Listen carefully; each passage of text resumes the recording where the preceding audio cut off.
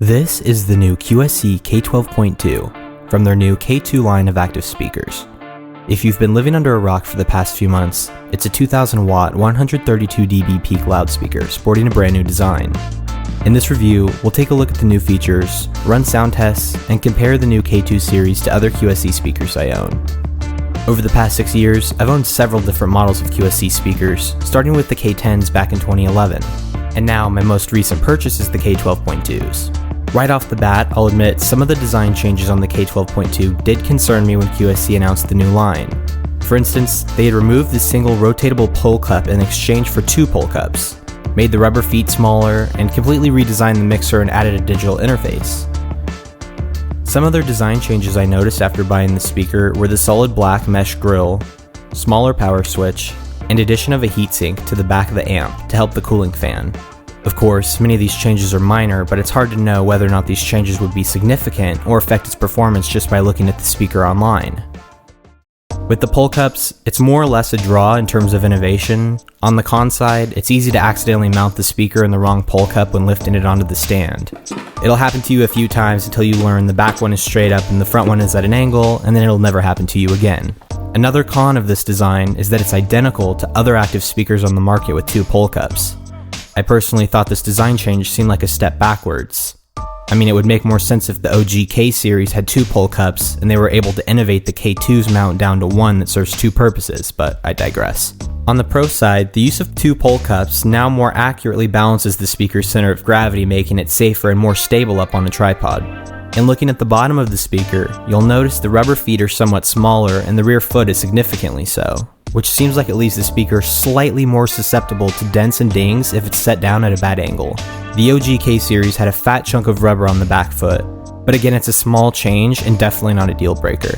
On the front of the speaker, you'll notice that it has a new black mesh inside the grille which hides the interior speaker elements from view. This new solid all black design looks beautiful, and the new mesh also adds an extra layer of protection against the elements. I did get curious and want to see what the inside of the speaker looked like, but as far as I can tell, it is identical in appearance to the original K12s, with the vents in the same place, and a very similar looking actual speaker. Lastly, let's take a look at the changes to the mixer. Now chances are if you're watching this video, you already know what's on the backside of the K2 series speakers, so I'll make this quick. The major change is the digital interface with the spinning knob and buttons. In terms of design, it doesn't feel cheap, and the buttons and knob do not vibrate when the speaker is on. Plus, there are a bunch of new sound profiles to play with, which we will test momentarily, amongst other features that I probably won't use, but are definitely nice to have as an option. There's now also a 3.5mm aux cable port instead of RCA, and the volume control for that is separate rather than ingrained into channel 2 like the original K series. So the big question here is, how does it sound? Of all of the design changes, minor or major, love them or hate them, are irrelevant as long as the speaker sounds great.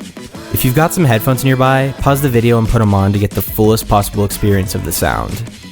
Now for testing purposes, the camera and speaker will be mounted on tripods and both will remain in the same place for the duration of the test and comparison.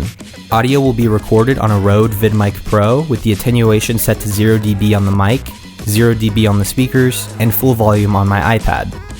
I'm only going to use one speaker instead of two to eliminate the possibility of comb filtering in this test. 1, 2, 3, ho!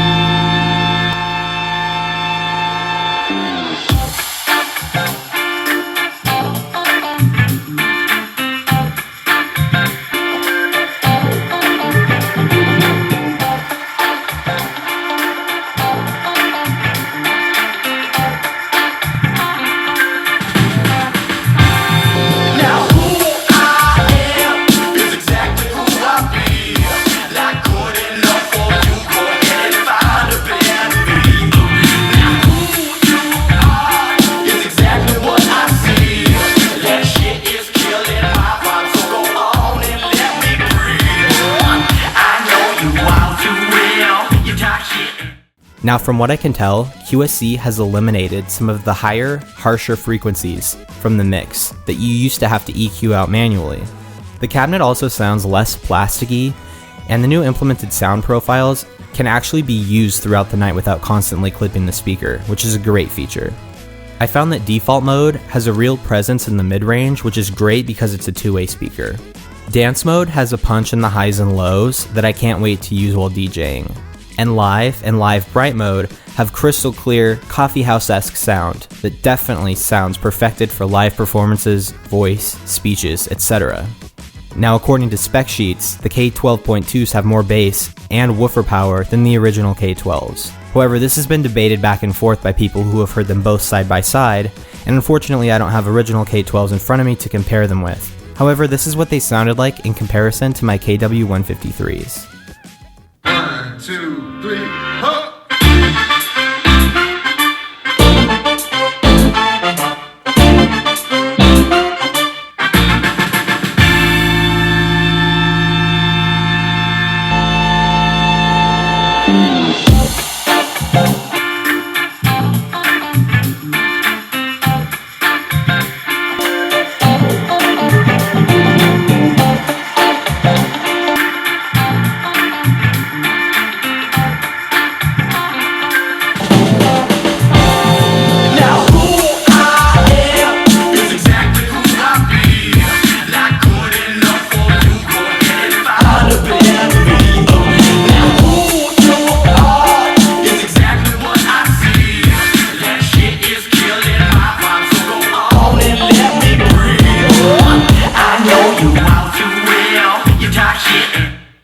Now obviously, the KW153 is a three-way speaker and has a 15-inch woofer, so it had way more bass and way more mid-range than you could expect from the K12.2. You also have to keep in mind that these are two speakers from two different series and two different price points, one of which is almost double the cost and double the weight of the other. I would definitely use these without a sub for a wedding, I'd say up to 100 people.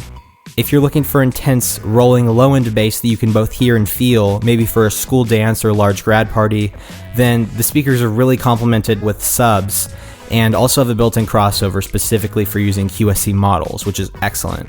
That's the end of this review. If you're on the fence about getting these, I would highly recommend them, and if you have questions, feel free to leave them down below. Thanks for watching.